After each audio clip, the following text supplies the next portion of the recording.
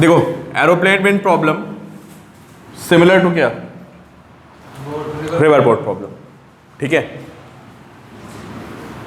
Wind aeroplane problem जो है ये बिल्कुल जो हमने रिवर बोट प्रॉब्लम पढ़ी है उसके बिल्कुल ये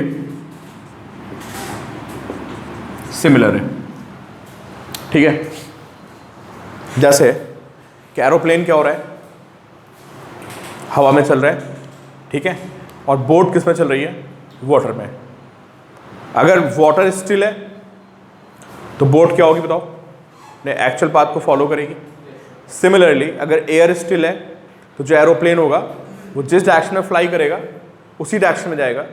अगर वाटर स्टिल है तो बोट जिस डायरेक्शन में स्टीयर होगी वो उसी डायरेक्शन में बोट जाएगी, ठीक है। अब सोचो वाटर का मूवमेंट शुरू हो जाए तो क्या होता है, जैसे वाटर का मूवमेंट शुरू होता है तो बोट की वेलोसिटी क्या करती है, चेंज कर जाती है, और बोट की वेलोसिटी जो होती है उन दोनों का सम आती है, किसका,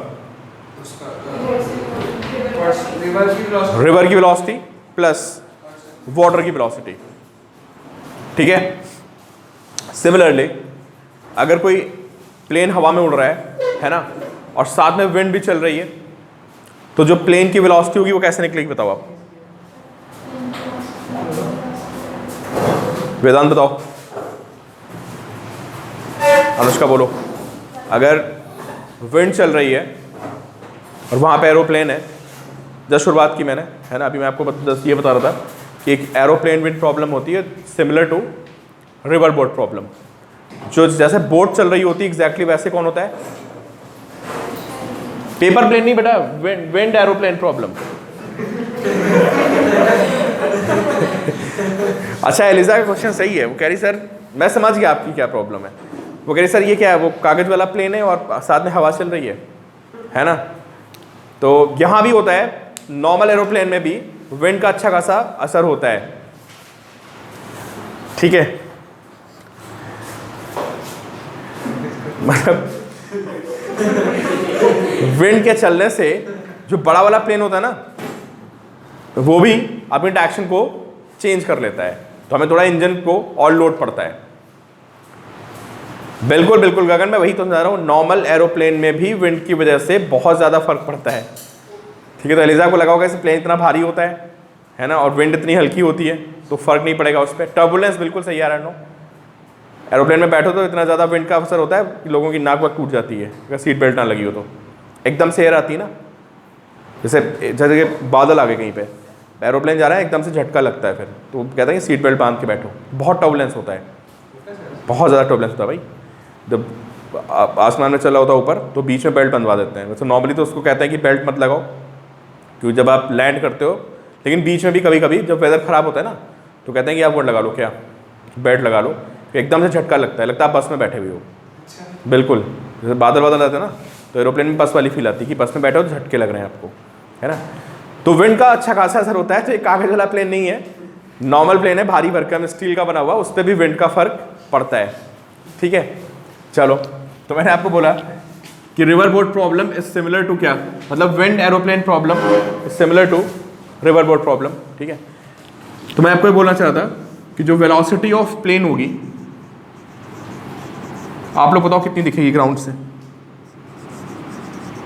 क्यों भाई, velocity of plane from ground, जो बंदा ग्राउंड पे खड़ा देख रहा है उसको क्या दिखेगा बताओ। हाँ, velocity of plane in still air, जो भी उसकी स्टिल एयर में होती है ना, velocity of plane in still air, अगर हवा रुकी होती तो जो प्लेन की वेलोसिटी होती, और प्लस जो विंड की वेलोसिटी है, प्लस वेलोसिटी ऑफ विंड, पहले ये लिखो, है ना।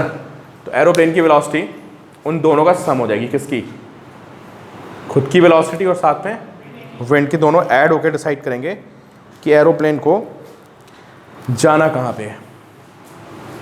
अब सो थोड़ा टेक्निकल वे में लिखते हैं, बुक्स में ऐसा लिखा होता है, पढ़ोगे, है ना।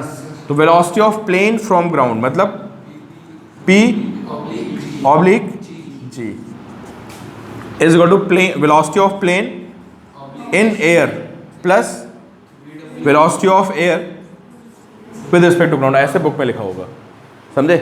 तो बात यही है, उसको लिखने का तरीका ये है, और इस पर लगा लो आप वेक्टर, ये लग गया वेक्टर। ठीक है, तो दोनों वेलोसिटी को हमने ऐड मार दिया तो वेलोसिटी आ जाएगी। कोई डाउट इसमें? चलो भाई देखते हैं किस तरह की प्रॉब्लम्स बनती है इसमें। वेक्टर लगाना भाई सब पे, without vector it has no meaning, velocity is a vector quantity. ठीक है, चलिए अब देखिए आप, अब बहुत ध्यान से समझना आप लोग। इसमें क्या होता है कि आपको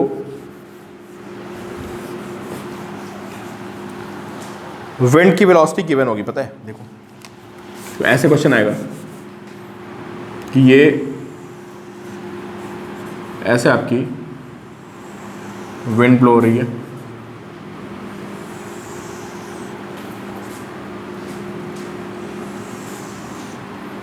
ठीक है, ऐसे विंड जा रही है भाई, ऊपर स्पीड बहुत ज़्यादा होती है, पता है? एयर की स्पीड भी अच्छी खासी होती है। ये ऐसे विंड जा रही है और आप यहाँ पे हैं, ठीक है, और आपको बोला गया कि भाई आप अपने प्लेन को इधर लेके जाइए इस पॉइंट तक, ठीक है। तो आपका प्लेन जो है इस रास्ते पे जाना चाहिए, इस रास्ते पे, ठीक है। इधर आपको सीधे लेके उड़ना है, एयर ऐसे जा रही है, मतलब ये हॉरिजॉन्टल है, ऊपर से देख रहे हैं, दिस हॉरिजॉन्टल, हवा हॉरिजॉन्टल उसमें नॉर्थ टू साउथ है कहीं, है ना, ये ऊपर से देख रहे हैं, और आपको प्लेन को इधर स्टीयर करना है। आपको ये एंगल गिवन होगा, कुछ भी बोल देगा, तो बोलेगा विंड कहाँ चल रही है, नॉर्थ टू साउथ या ईस्ट टू वेस्ट या कहीं भी चल रही होगी, उसकी स्पीड गिवन होगी, और आपको एक डायरेक्शन असाइन कर देगा, ठीक है। आपको बोलेगा कि ये यहाँ से चलना है, ठीक है, और यहाँ पहुँचना है, वो एंगल दे देगा आपको, समझे? या तो यहाँ से एंगल देगा या यहाँ से एंगल देगा। अब बताओ, अगर आपको अपने प्लेन को उड़ा के यहाँ पहुँचना है तो क्या आप इसी रास्ते पे जाओगे? किधर जाओगे बताओ? थोड़ा सा इधर जाओगे ना, है ना? फिर क्या होगा बताओ? जब आप इधर चलोगे तो ये आपको इधर पहुँचा देगा, ठीक है। तो अब देखो, आपको गिवन होगी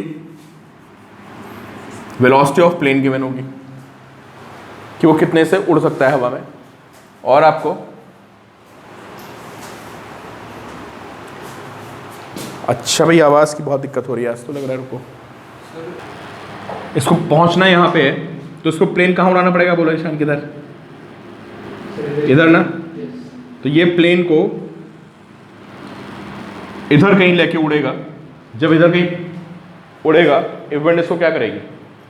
विंड इसको यहाँ पहुँचा देगी, ठीक है। ये एंगल कर देते हैं बीटा, देखिए आप इसको, ये एंगल बीटा हो गया, ठीक है। तो वेलोसिटी आ गई इसकी।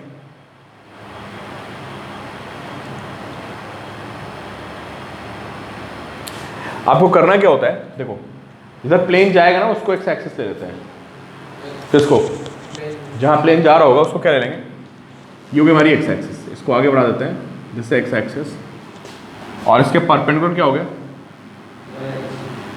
इसको लेना है वाई एक्सिस, बनाई हुई दोनों आप, एक्स और वाई दोनों, ठीक है।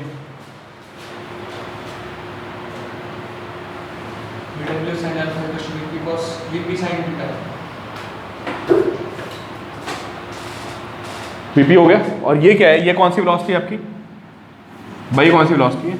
ये विंड की वेलोसिटी है, ठीक है। अब आप एक काम करिए, विंड की वेलोसिटी की, है ना, और प्लेन की वेलोसिटी के कंपोनेंट्स बनाइए, किधर? Along X and Y. फिर मैं आपको बताता हूँ कि मैं क्या कहने वाला हूँ।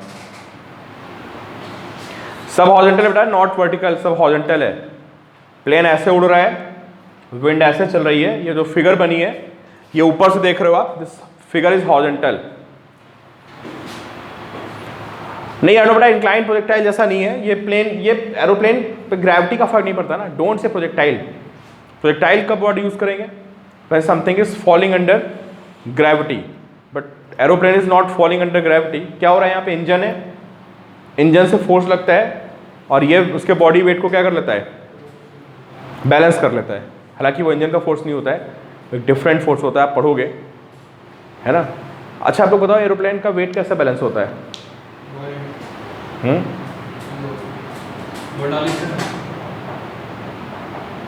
तुम लोग बताओ, एरोप्लेन जब हवा में उड़ रहा होता है उसका वेट कैसे बैलेंस होता है? यार वो नीचे नहीं गिरता ना।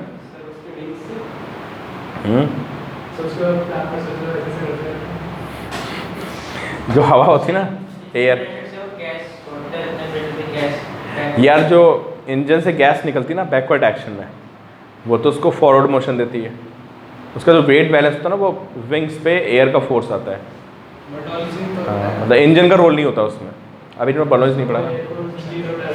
हाँ, जब एरोप्लेन की विंग्स की शेप ऐसी होती है ना, सामने से नहीं, वो नीचे से फोर्स लगने लगता है। खैर आगे डिस्कस करेंगे। मैंने ऐसे आपसे पूछ लिया, ठीक है। किसी बच्चे ने बोला कि सर ये प्रोजेक्टाइल मोशन की तरह है। प्रोजेक्टाइल बिल्कुल नहीं है। प्रोजेक्टाइल क्या होता है? Something is falling under gravity then it's projectile. यहाँ तो हमने इंजन लगा के उसको डायरेक्शन दे रखी है ना, नॉट प्रोजेक्टाइल, ठीक है। यार मैं परेशान बहुत मुझे कॉल। ये कॉमन कितना आएगा? VP sine beta. और ये कितना आएगा? वीपी कॉस बीटा, है ना। ये कितना आएगा? VW sine alpha. और ये कितना आएगा? VW cos alpha. ठीक है, बना लिया आपने। अब सोचो आप सारे बच्चे, मुझे आंसर दो कि अगर एरोप्लेन को बिल्कुल इधर जाना है, किधर? स्ट्रेट, तो उसके लिए इन वेलोसिटीज में आपस में क्या रिलेशन होगी? ठीक है नो बेटा?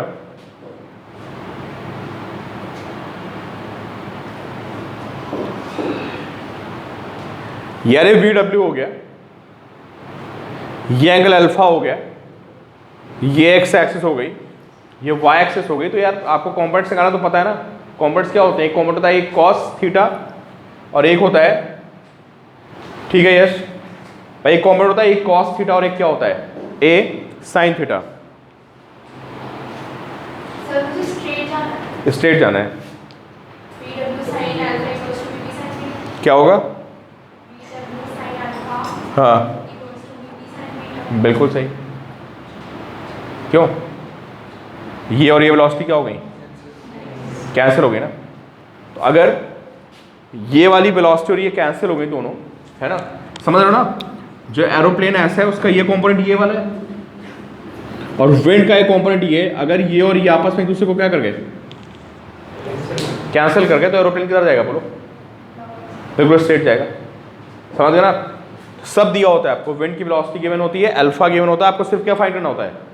सिर्फ आपको बीटा फाइंड करना होगा। पूछेगा कि अगर एरोप्लेन को यहाँ जाना है तो यहाँ से कितने एंगल पे वो चलेगा जिससे कि वो अपने डेस्टिनेशन पे पहुँच जाए। तो लिखो भाई कि if V W sine alpha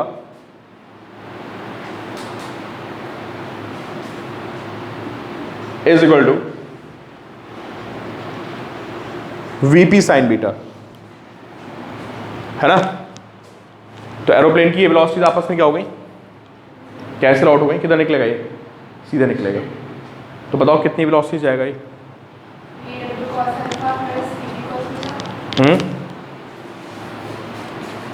अभी अच्छा मैं निकालना क्या था अपने? काम तो पूरा हुआ नहीं। मैं निकालना क्या था यहाँ से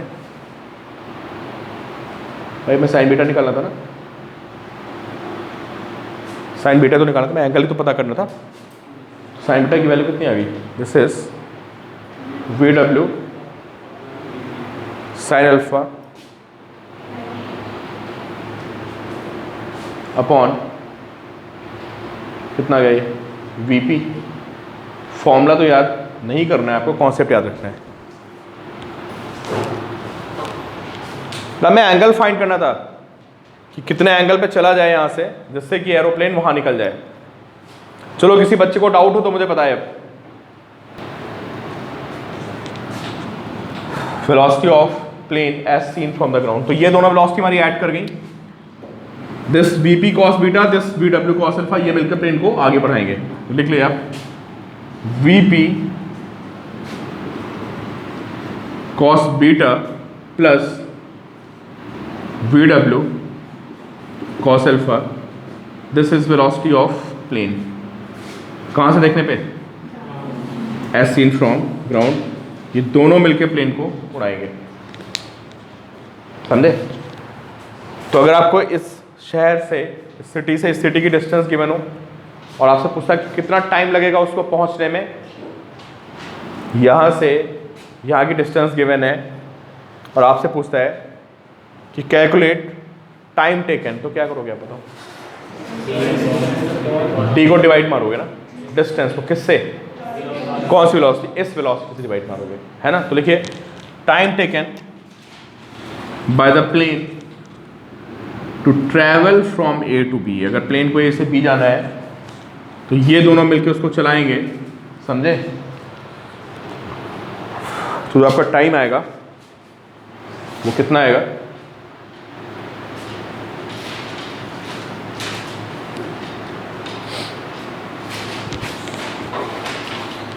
कितनी आएगी टाइम की वैल्यू? डिस्टेंस अपॉन कितना?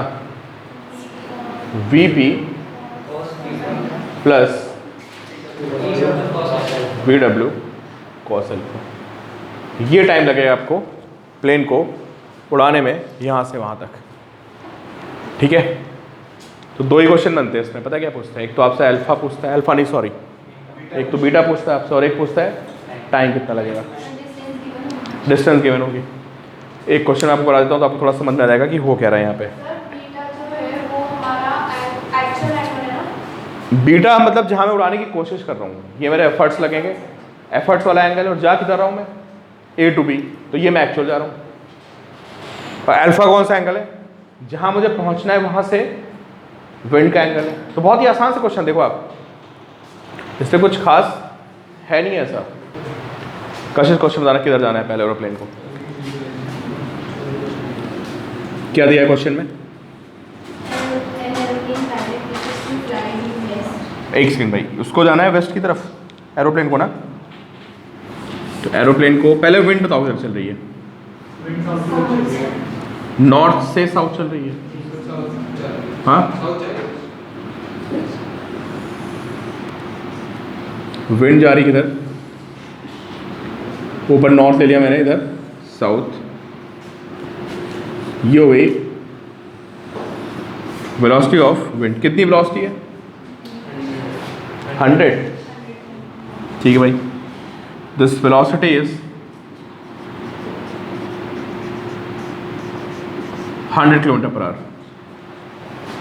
ठीक है, अब प्लेन को जाना कहाँ है?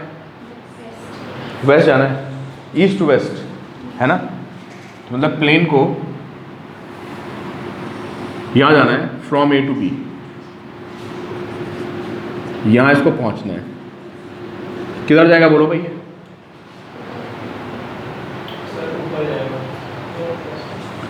यार विंड इसको इधर ले जाएगी ना, है ना? कहाँ पे एम करेगा? थोड़ा सा इधर एम करेगा जब कहीं, है ना? ज़्यादा बना दिया मैंने, कहीं वो इधर एम करेगा ऐसे, तब जाके वो नीचे पहुँचेगा। सबको समझ में आ रहा है?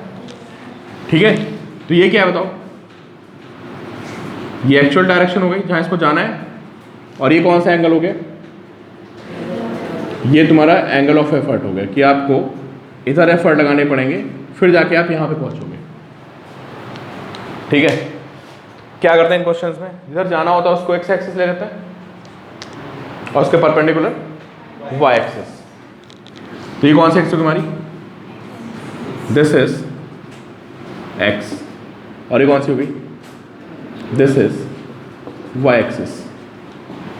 क्या होना पड़ेगा बताओ? विंड की वेलोसिटी और प्लेन की वेलोसिटी, जो दोनों के कंपोनेंट्स आएंगे वो, अरे कैंसिल होना चाहिए ना। किधर कैंसिल होने चाहिए? जिधर जाना है ना उसके परपेंडिकुलर डायरेक्शन में दे शुड कैंसिल आउट। ठीक है, तो बताओ भाई, तो प्लेन की वेलोसिटी गिवन है क्या आपको? कितनी बताओ वेलोसिटी ऑफ प्लेन? 300। तो ये वेलोसिटी होगी इसकी कितनी, दिस 300, ये एंगल कितना है अल्फा, कितना आएगा ये आएगा 300 कॉस अल्फा, और ये कितना आएगा, विंड तो पूरी की पूरी इधर जा रही है यार, ठीक है। कौन कैंसिल होगा बोलो सक्षम, 300 साइन अल्फा किससे कैंसिल होगा, 100 से ना, ऐसा हो गया तो फिर वो स्ट्रेट निकल जाएगा, ठीक है। तो इसको इधर जाने के लिए अगर मैंने 300 साइन अल्फा को किससे कैंसिल कर दिया, 100 से कैंसिल कर दिया, तो साइन अल्फा इज 1/3, तो alpha is sine inverse 1/3। Direct कैसे,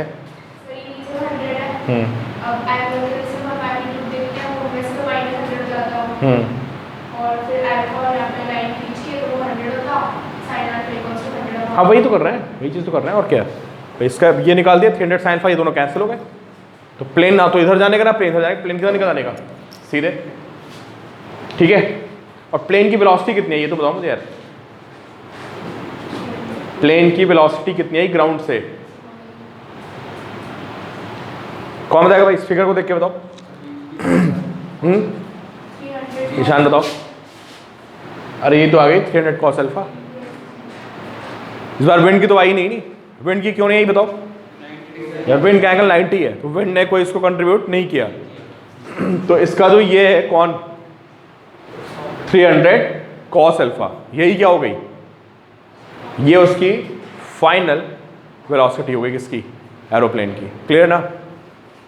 इस बार विंड की, यार विंड की ऐसे होती फिर क्या होता बताओ, अगर विंड की वेलोसिटी ऐसे होती तो कुछ विंड का भी कंपोनेंट आता, लेकिन अभी विंड क्या है पूरी 90, तो विंड का तो कंट्रीब्यूशन आएगा नहीं, समझ गए ना।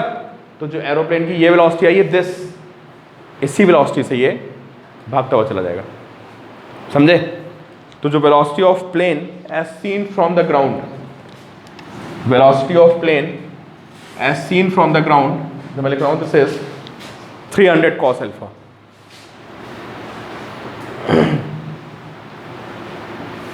velocity of plane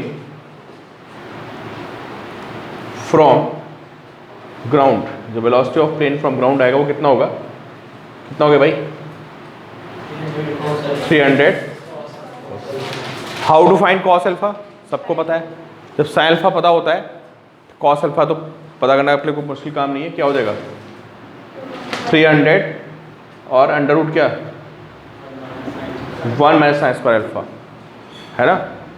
तो 300 और अंडर रूट क्या 1 माइनस 1/9, तो 300 और ये अंडर रूट 8 बाई क्या, सॉल्व करना जाते वो कितना आ रहा है, कितना आ रहा है ये सॉल्व करना भाई 200√3 आ रहा है, हाँ चलो भाई फाइनल वेलोसिटी आ रही है 200 और कितनी √2। अब किसी बच्चे को डाउट हो तो मुझे बताया, सब कुछ लिखा हुआ है, बता सकते हो आप। यार अगली प्रॉब्लम भी बहुत इंपॉर्टेंट है, ठीक है, लिख ले शेप प्रॉब्लम। हाँ क्या, हाँ सारा रहेगा जो क्लास में कराया भाई, अब मैं अगर क्वेश्चन पूछूंगा तो यही पूछ लूंगा, तो कराया बस। कौन सा, हाँ खत्म हो गया, इसके क्वेश्चन है बहुत सारे, क्वेश्चन आप करके आओगे डिस्कस करेंगे, इसमें और प्रॉब्लम्स नहीं बस, है ना। उस कॉन्सेप्ट वही है, उसमें क्वेश्चंस 2-3 और नहीं है, वो आपसे हो जाएंगे, ठीक है। चलिए भाई नेक्स्ट देखिए आप, अब 2-3 तरह की प्रॉब्लम्स और हैं, उसमें ये प्रॉब्लम बड़ी इंपॉर्टेंट है, देखिए आप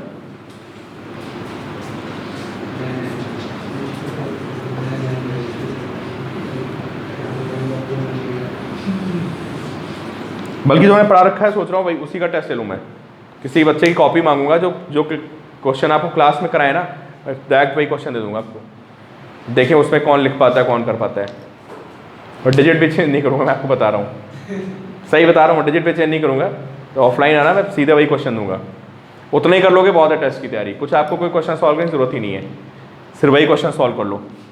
देखो यार ये प्रॉब्लम शिप प्रॉब्लम है ना, ये स्पेशल टाइप की प्रॉब्लम है, ये अभी जेईई मेंस में 2 साल पहले आई थी। बहुत ही स्टैंडर्ड प्रॉब्लम है, बहुत ही स्टैंडर्ड से मतलब ये आपको एज अ डेरिवेशन याद रखना है, ये डेरिवेशन है एक तरह से, समझे। चार बेटा जो क्लास में क्वेश्चंस कराए वही दूंगा, मैं बता रहा हूँ सब्जेक्टिव टाइप का पेपर होगा, आप आओगे यहाँ पर सॉल्व करोगे, क्लास में कराया वही दूंगा सीधा सीधा। और बताओ डिजिट भी नहीं चेंज करने का, मैं उतना ही रिवाइज कर लो आप लोग, बहुत है मुझे पता, उतना ही रिवाइज करने में हालत ख़राब हो जाएगी। ठीक है देखो भाई डेरिवेशन है बहुत ही इंपॉर्टेंट, वेरी वेरी इंपॉर्टेंट। ठीक है अभी कराऊंगा मैं प्रोजेक्टाइल और कराऊंगा, आप लोग टेंशन मत लो, भी जितना कराया वही देख लो आप। देखो भाई एक शिप है ए, ठीक है, और एक शिप है B,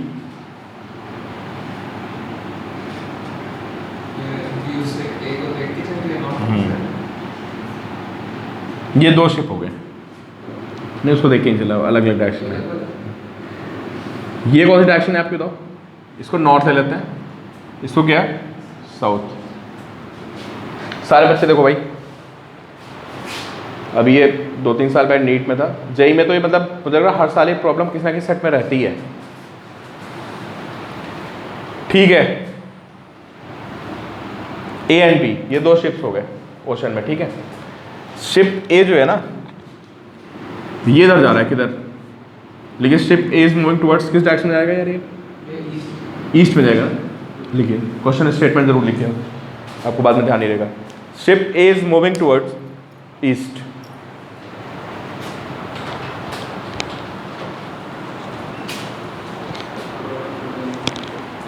ship A is moving towards east, बिल्कुल सीधे जा रहा है। ठीक है and B is moving towards north, and B is moving towards north. हाँ ये बिल्कुल नॉर्थ की तरफ जा रहा है। हाँ ये शिप है भाई, पानी में, पानी के अंदर शिप है। हाँ ठीक है ये उसकी तरफ जा रहा है, ये इधर जा रहा है ईस्ट की तरफ, और ये उसको देख के उसकी तरफ जा रहा है नॉर्थ की तरफ। भाई उसको देख के नहीं आ रहा, मतलब वो नॉर्थ में जा रहा है अपना, उससे क्या मतलब, वो निकल गया वहाँ पे। ठीक है अब ये बताओ जो इनके बीच की डिस्टेंस है उसका क्या होगा, ज़्यादा होगी कम होगी क्या होगा। ए और बी के बीच की जो डिस्टेंस है उसका क्या होगा बताओ, कम होगी या ज़्यादा होगी। ए तो इसमें जा रहा है और बी बना के देखो ऐसे ज़्यादा होगी, वो तो दोनों की स्पीड से है, दे है, मैंने बोला नहीं यार आपको डिस्टेंस कितनी है। This separation is D, this separation is D and they are having same speed, ये इधर जा रहा है ये इधर जा रहा है, दिस वी एंड दिस, बताओ इनकी जो बीच की डिस्टेंस है, थोड़ा सा उसको आगे बना के देखो, ए को हल्का सा आगे बनाओ, डॉट से हल्का सा आगे बनाओ ए को, और थोड़ा सा बी को ऊपर ले जाओ, फिर देखो आप थोड़ा देखो डिस्टेंस का इनके बीच का क्या हो रहा है। तो सारे बच्चे मुझे बताएं ए और बी के बीच की जो डिस्टेंस है उसका क्या होगा, सेम क्यों रहेगी यार, कम आ रही ना, बना के देख लो ना। एक काम करो थोड़ी देर बाद ये कहाँ पहुँचेगा बताओ यार, ये यहाँ पहुँचेगा बताओ अनुष्का, जितना ये जाएगा उतना ये भी जाएगा, तो ये यहाँ पहुँच गया। ठीक है बताओ इनमें डिस्टेंस कितनी आ गई, ये तो डिस्प्लेसमेंट होगा, वही डिस्टेंस तो इनके बीच की, ये डिस्टेंस होगी नहीं उनके बीच में, तो पहले से कम है ज़्यादा है, कम लगेगा। फिर यहाँ पे पहुँचे, फिर यहाँ पे पहुँचे, पहुँच गया प्लेन, दोनों शिप है, सॉरी प्लेन नहीं है, पानी के शिप है दोनों। अब बताओ डिस्टेंस कितनी इनमें। यार क्वेश्चन में देखा ना बच्चों को समझ में नहीं आता है, इसलिए मैं आपको बोला बहुत केयरफुल होकर समझना। क्वेश्चन बहुत ही प्यारा सा रिलेटिव लॉस ठीक है, ठीक है बच्चों ने पूछा सर हुआ नहीं, ठीक है क्या हुआ, बताओ डिस्टेंस क्या हो गई, समझ में ये बात समझ नहीं, इनके बीच की डिस्टेंस जो इनके बीच का सेपरेशन है वो क्या हो रहा है, कम हो रहा है। फिर क्या होगा इसका बताओ, फिर यहाँ पहुँचेगा, फिर यहाँ पहुँचेगा, डिस्टेंस ये हो गई। ठीक है फिर ये यहाँ पहुँचेगा और ये यहाँ पहुँचेगा, ये आगे पहुँचेगा ना, तो डिस्टेंस ही हो गई। फिर ये यहाँ पे पहुँचेगा और ये कहीं यहाँ पहुँचेगा, तो क्या होगा बताओ? डिस्टेंस क्या होने लगी? बढ़ने लगी ना। समझ आ रहा है? पहले डिस्टेंस क्या हो रही है इन दोनों के बीच में? इन दोनों के बीच की डिस्टेंस डायग्राम बना के देख लेना भाई, इतना बड़ा कॉन्सेप्ट नहीं है कि जब ये शिप इधर चलना शुरू करेगा, ये इधर चलेगा, तो इनके बीच की डिस्टेंस कम हो रही है, एक पॉइंट पे आके सबसे कम होगी और फिर बढ़ने लगेगी। सबको समझ में आ गया ना? तो लिखिए भाई, first distance is decreasing and then increasing. Distance between the ships is first decreasing and then increasing, है ना? क्वेश्चन नहीं भी लिखा होगा तो आपको इतना पता होना चाहिए, ठीक है? बेटा प्रथम मैंने बोला distance between the ships is first decreasing, पहले डिस्टेंस उनके बीच में कम हो रही है, ठीक है, एंड देन इंक्रीजिंग, ये बोला मैंने। क्लियर? क्वेश्चन है क्या?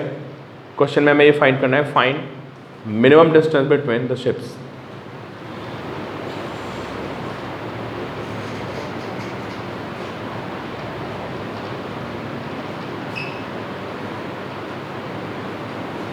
अब मैं क्वेश्चन करा रहा हूं आप लोगों को, ठीक है?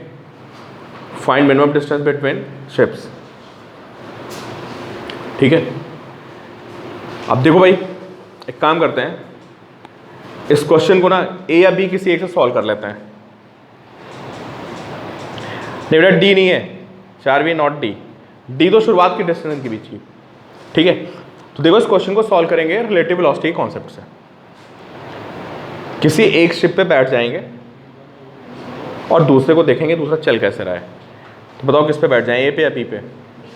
चलो बी पे बैठ जाओ, और बी पे बैठ के किसके देखो, तो तुमको खुद क्या लगोगे बताओ? ये तो कॉन्सेप्ट होता है ना, जब रिलेटिव वेलोसिटी कॉन्सेप्ट लगाते हो तो जो जिसको देख रहा होता है, जो ऑब्जर्वर होता है, उसको लगता है मैं कहाँ पे हूँ, और दूसरा शिप या जो भी वो चल रहा है। क्लियर? तो इस क्वेश्चन को सॉल्व करते हैं बी से। तो लिखिए, on solving from the frame of B, solving from the frame of B. देखो बहुत आराम से समझा रहा हूँ, सारे बच्चे ढंग से समझिए इस क्वेश्चन को, रट लेना। इसके बाद जेई में हर 2 साल पे एक बार क्वेश्चन पूछा जाता है। रिलेटिव वेलोसिटी मतलब रहता ही रहता है, 3-4 तरह की प्रॉब्लम्स हैं, उसी में कहानी घूमती रहती है, नीट में भी और जेई में भी, ठीक है? ये भी 3-4 साल पहले नीट में भी था, 1-2 साल पहले भी जेई में भी है। जेई में 2-3 बार आ चुकी प्रॉब्लम, मतलब एक बार नहीं है ये प्रॉब्लम, ठीक है? तो क्या बोला मैंने, कहाँ सॉल्व करें हम लोग? बी से। तो एक काम करते हैं, बी से अगर आप देखोगे ए को, तो सबसे पहले क्या निकालना पड़ेगा आपको? अरे भाई सबसे पहले तो वेलोसिटी निकालोगे ना ए की, किसके रिस्पेक्ट में? तभी तो आगे कहानी बढ़ेगी, ठीक है? सारे बच्चे मुझे बताएं कि what is velocity of A as seen from B. अब सिर्फ मैग्नीट्यूड नहीं बताओगे आप, डायरेक्शन भी बताओगे और मैग्नीट्यूड दोनों बताओगे आप। चलो भाई, मैं आपको 1 मिनट का समय दे रहा हूँ, 2 मिनट का समय। सारे बच्चे मुझे बताएं कि what is velocity of A as seen from B. वैसे मैं आपको बता दूं को ए ऐसे जा रहा था कितनी स्पीड से? v से, और b था जा रहा था कितनी स्पीड से? v से, और इनका सेपरेशन कितना है? d। तो चलो भाई ए ऑब्लिक बी बताओ।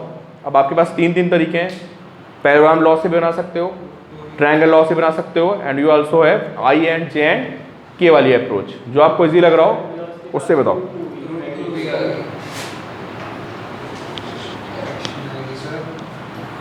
क्वेश्चन को आराम से सॉल्व करिए, है ना? बिल्कुल सही बेटा, √2v आएगी स्पीड रिलेटिव। डायरेक्शन बिल्कुल आराम से ट्रायंगल लॉ या पैराग्राम लॉ से बना के देखना। बताओ ईशान कैसे निकलेगी डायरेक्शन, क्या करना पड़ेगा? पहले क्या करोगे बताओ? अरे भाई वी में क्या करोगे? वी को ऐड करोगे ना, सब्ट्रैक्ट। ये मतलब ना ए ऑब्लिक पी का 45 डिग्री। आप क्या करो बताओ? वी में किसको ऐड करोगे? -vv को ऐड करोगे ना। कैसे ऐड करें बताओ, पैरेललोग्राम या ट्रायंगल? तो पैरेललोग्राम से ऐड कर लो। अच्छा बताओ, पहले एक बार बना तो लेते हैं। वी ए किधर था बताओ? ये था ना वी ए, क्यों भाई? और वी बी किधर है बताओ? ये वी बी है, तो ये क्या होगा बताओ? ये माइनस वी बी हो जाएगा ना यार। ढंग से कर लेना एक बार इस क्वेश्चन को घर पे सोच के, घर पे करना पड़ेगा भाई। आप लोग ना अभी आप 10th वाले मोड में रहते हो, आप लोग घर पे नहीं काम करते हो। तो ये कितना हो गया बताओ? ये हो गया वी ए, और ये कितना हो गया? कितना हो गया? माइनस वी बी, है ना? अब सबने मुझे गलत आंसर दिया, कह रहे हैं ढंग से पढ़ के दो आंसर। ये क्या है बताओ? ये आ गया क्या? इतनी जल्दबाजी में आंसर मत दिया करो भाई। इसमें क्या है? ए ऑब्लिक बी निकालने में ए ऑब्लिक बी निकला यार, V A minus V B, है ना? ये तो हो गया, सही है, ठीक है। सक्षम दोनों गलत बनाई थी ना? क्यों ऐड क्यों कर रहे हो? पता ना सब्ट्रैक्ट मारना है यार, ऐसी ऐसी गलतियां क्यों करते हो? क्या आ गया बोलो? ये साउथ ईस्ट आ गया। बताओ भाई, सबको समझ में आ रहा है? जो बच्चे ऑनलाइन बैठे हैं मुझे बताएं कि क्या उनको समझ में आया कि वी ए में मैंने वी बी को रिवर्स करके ऐड कर दिया, तो this is V A oblique B. और कितनी आएगी वैल्यू? वैल्यू निकालना सबसे आसान काम होता है क्या? A square plus B square minus 2ab cos theta. तो मैग्नीट्यूड निकालना बड़ा आसान काम होता है, सिर्फ डायरेक्शन का पंगा होता है ना? तो अगर आप यहाँ पे मैग्नीट्यूड निकालोगे, आप वेक्टर सब्ट्रैक्ट कर रहे हैं, तो मैग्नीट्यूड क्या आएगा बताइए? V square plus V square minus 2v square क्या? cos 90 which is root 2v। और वैसे भी 90 पे यार, आप मैथ्स के स्टूडेंट, आपको बताइए क्या डायगोनल है ना स्क्वायर का, स्क्वायर तो बन रहा है, तो रूट 2 हो गया, जो रूट 2v। समझ में आ गई बात? देवांग क्लियर है भाई? भावे क्लियर है?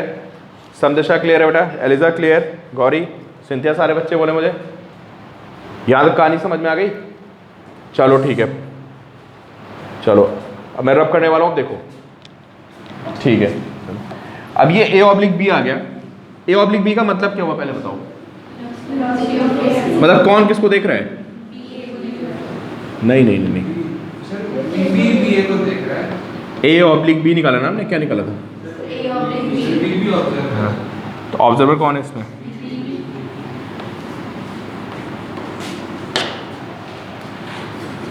फिर से बोलना मैंने क्या निकाला? बी ऑब्लिक क्या निकाला? ए ऑब्लिक बी निकाला? A oblique B. तो ऑब्जर्वर कौन हो गया यहाँ पे? ऑब्जर्वर यहाँ पे बी होगा और ए को देख रहा है, ठीक है बिल्कुल। बी कहाँ था यार? ऊपर था ना? अच्छा बी नीचे था। अच्छा तो बी यहाँ पे है, ये बी, और ए कहाँ पे? ए यहाँ पे था। अभी जो डायग्राम बनाया था वो डायग्राम जो मैंने बनाया था अभी इससे पहले, है ना? क्यों भाई? जो डायग्राम बनाया तो कहाँ से? ग्राउंड से था ना? अभी मैं डायग्राम बना रहा हूँ किससे? बी से। तो बताओ बी को क्या लग रहा है? अरे बी को खुद के बारे में क्या लगेगा कि मैं रेस्ट पे हूँ ना? और ए कहाँ जा रहा है? नहीं अभी तो साउथ ईस्ट में ना। पता क्या होगा? बी को लगेगा भाई मैं तो चल नहीं रहा हूँ, मैं तो हूँ रेस्ट पे, और ये ए जा रहा है ऐसे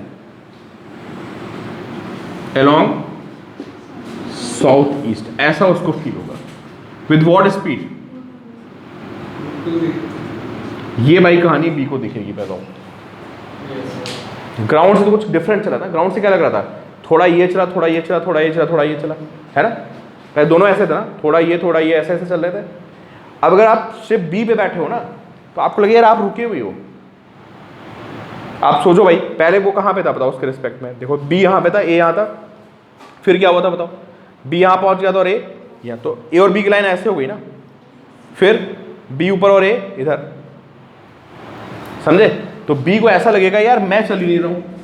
कौन चल रहा है? सिर्फ ए चल रहा है। कितनी स्पीड से? और किधर? South east. ये बिल्कुल एग्जैक्टली उसको दिखेगा भाई, पता है? अगर पानी हो, पानी के अलावा दूर दूर तक और कुछ ना हो देखने के लिए, है ना भाई? जैसे और चीज़ें होती तो हमें थोड़ा बहुत रेफरेंस मिल जाता है, पता है? हमें तो रेफरेंस है ना, कुछ और चीज़ देख रहे हो। जैसे मैं आपको बताया था ट्रेन में बैठे हो आप, सबसे जब आपको रिलेटिव लॉस की शुरुआत में बताया था, तो मैंने कहा था स्टेशन पे अगर आप ट्रेन पे बैठे हो तो कभी कभी सामने ट्रेन चल देती है, तो आपको लगता है कि आपकी ट्रेन चल रही है। ऐसा हुआ है कभी कि आप दो ट्रेन है ना, तो फिर आपको पता कैसे चलता है कि आपकी ट्रेन चल रही है उसकी? जब आप सामने किसी वेंडर को देखते हो प्लेटफॉर्म पे खड़ा, या कोई बंदा खड़ा होता है उसको देखते हो, हाँ, तब आप स्टेशन की ऑर्डर को देखते हो ना, तो अच्छा आपकी ट्रेन रुकी हुई है। हुआ है कभी? मेरे साथ कई बार होता है, मैं बहुत ट्रैवल करता हूँ, है ना। तो अगर आप विंडो पे बैठे हो और सामने नीचे कुछ ना देख रहे हो ग्राउंड पे, और सामने एक ट्रेन खड़ी है, और वो और आपकी ट्रेन मोशन में आ जाए, तो आप जान नहीं पाओगे कि वो ट्रेन मोशन में है या आपकी ट्रेन। जब तक कि आप ग्राउंड को नहीं देखोगे ना, तब पता चलेगा कि भाई एक्चुअल में आप चल रहे हो या वो ट्रेन चल रही है। खैर, तो मैं बोल रहा हूँ कि बहुत से बच्चों को फील नहीं आता, कहते सर ऐसा कैसे होगा? भाई ऐसा ही होगा बिल्कुल, समझे? उस वाले शिप को क्या लगेगा? बी वाले को, बस यार ये ऐसे जा रहा है, मैं चल ही नहीं रहा हूँ, ये ऐसे जा रहा है। क्लियर? कितनी स्पीड से? √2v से। तो ये थोड़ा सा बच्चों को फील नहीं आती यहाँ पे, कहते सर ये कैसे हो गया? मैं तो भाई ऐसे ही होगा, ये रिलेटिव वेलोसिटी का मतलब यही हो गया। तो देखो भाई, अब इसकी मिनिमम डिस्टेंस कितनी होगी? किसी भी पॉइंट की, जो किसी भी लाइन से मिनिमम डिस्टेंस होती है, वो क्या होती है? Perpendicular distance. क्लियर? तो इसको लगेगा यार ये जब यहाँ पहुँचेगा तो डिस्टेंस मिनिमम होगी। अच्छा, ये एंगल कितना है बताओ? 45 है। ये कितना था बताओ? ये d था ना, तो ये कितना जाएगा बताओ? मेरे हिसाब से आ जाएगा d sin 45। देखो आप, ये 90 है यार, ये परपेंडिकुलर हो गया ना। क्यों भाई? ये 90 एंगल है, ये 45, तो इसके सामने ही परपेंडिकुलर आएगा। डिस्टेंस कितनी आ जाएगी? और ये हाइपोटेन्यूस हो गया, देखो नहीं हो गया, ये हाइपोटेन्यूस हो गया, तो कितना आएगा? d sin 45। याद है तुमको सब चीज़ें? हाइपोटेन्यूस होता है तो परपेंडिकुलर d sin थीटा होता है, और बेस d cos थीटा। तो दिस इज d sin 45, तो दिस इज d/√2। ये इनकी बीच की मिनिमम डिस्टेंस आ गई। समझ गए? तो ये रिजल्ट तो याद करने का बेसिकली, समझे? तो आपको रटा होना चाहिए बिल्कुल कि अगर दो शिप ऐसे चल रहे हैं तो उनका सेपरेशन d है, तो मिनिमम सेपरेशन कितना होगा? d/√2। तो ये यार आपको याद होना चाहिए भाई, ये आपसे कोई पूछ सकता है तो आप उसको बहुत अच्छे से समझा दो। सब आएगा बेटा, थ्योरी न्यूमेरिकल सब आएगा, एवरीथिंग। हाँ हाँ, d cos थीटा। अब इनकी मीटिंग तो ओवर हो गई यार, तो इनको मीटिंग तो नहीं भेज रहा मैं, इसके कहता वीडियो देख लेंगे। अब इसमें टाइम निकालना था, हमें डिस्टेंस भी निकालनी थी, और क्या निकालता? Time. At what time separation is minimum. लिखो अगला पॉइंट, लिखो इसका। ये समझ में आ गई भाई सबको बात? क्यों? अंश क्लियर है बेटा? है ना कि रिलेटिव में हमको ऐसा फील होगा। ठीक है, अब मैंने क्या पूछा है? टाइम बताओ, कौन सा time? When separation is minimum. लिखिए। अच्छा, ये बता दो कितना आ गया है? ये तो तुमने बताया ही नहीं मुझे। ये d sin 45, और ये तो ये भी कितना हो गया बताओ? ये भी हो गया d/√2। ठीक है, चलो। Also find time when separation is minimum. ठीक है, अब आपको टाइम बताना है जब हमारा सेपरेशन क्या है? मिनिमम है। तो अब बताओ भाई उसका कैसे करेंगे? अब आप तो बैठे हो बी में, आप तो हिल ही नहीं रहे हो, बस ए को देखो, ए चल रहा है। बिल्कुल सही, वेरी गुड। तो आपको ऐसा लगेगा कि कितना चल के आया वो भाई? यहाँ तक आएगा तब सेपरेशन मिनिमम होगा ना। और विद व्हाट स्पीड? जो आपको फील हो रहा है बस आप डिस्क्राइब कर दो। √2v तो कितना आ गया बताओ? d/2v लिख लो। ठीक है, और ये पूरा क्वेश्चन प्रॉपर दिमाग में फिक्स कर लो। ये जस्ट क्वेश्चन ही था, दिस इज ए थ्योरी, है ना। फिर इसके बाद और इसमें अब v1 v2 डिफरेंट करके क्वेश्चन बन जाएगा।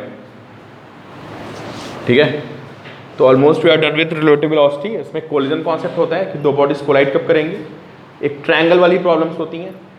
कल हमारा एक टॉपिक फिनिश हो जाएगा, आप प्रॉब्लम्स करते रहो, फिर उसके हमें 2-3 दिन इसकी प्रॉब्लम डिस्कस करेंगे। क्लियर हो गया भाई?